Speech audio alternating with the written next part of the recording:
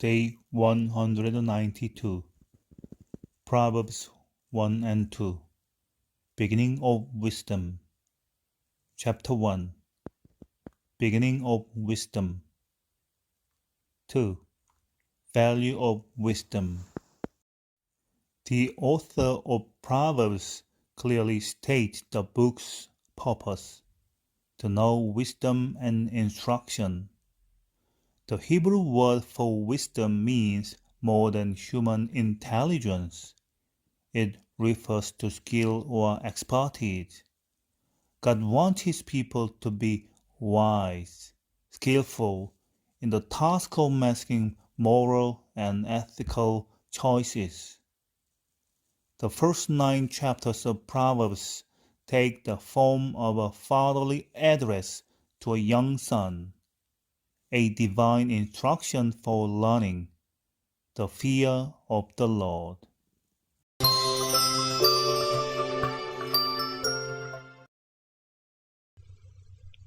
The Book of Proverbs. The Proverbs of Solomon, the son of David, king of Israel. To know wisdom and instruction, to discern the words of understanding, to receive instruction in wise dealing, in righteousness, justice, and equity, to give prudence to the simple, knowledge and discretion to the young man, that the wise man may hear and increase learning, that the man of understanding may attain to sound counsel, to understand a proverb and parables, the words and riddles of the wise. The fear of Yahweh is the beginning of knowledge, but the foolish despise wisdom and instruction. My son, listen to your father's instruction, and don't forsake your mother's teaching. For they will be a garland to grace your head, and chains around your neck. My son, if sinners entice you, don't consent. If they say, "Come with us, let's lay in wait for blood. Let's lurk secretly for the innocent without cause. Let's swallow them up alive like Sheol, and whole like those who go down into the pit. We'll find all valuable wealth, we'll fill our houses with spoil. You shall cast your lot among us, we'll all have one purse. My son, don't walk in the way with them, keep your foot from their path.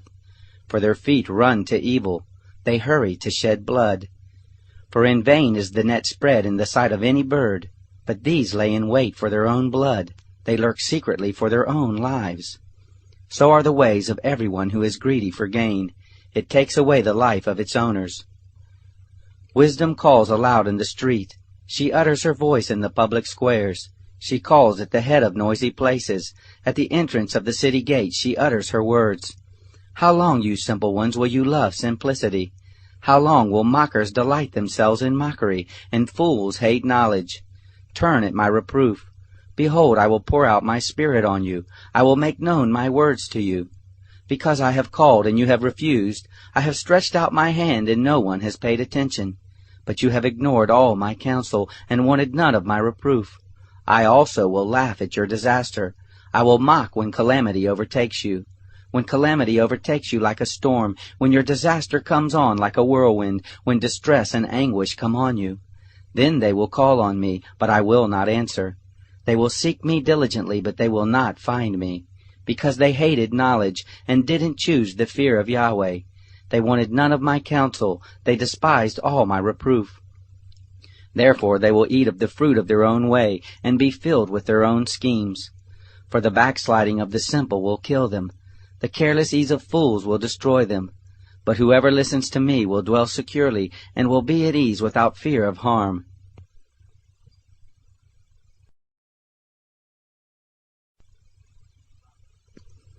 Proverbs chapter 2.